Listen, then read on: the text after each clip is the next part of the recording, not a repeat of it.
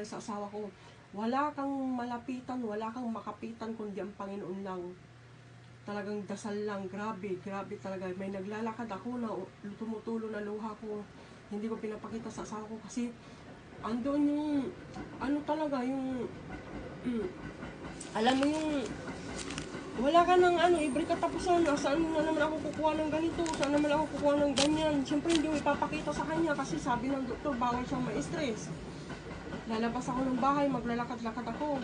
Mag-iisip ako, ano na naman kayang gagawin ko. Pag wala na talaga akong maisip, pupunta na ako ng social welfare. Yun yung time na pinapadalang kami ng isang kahong pagkain.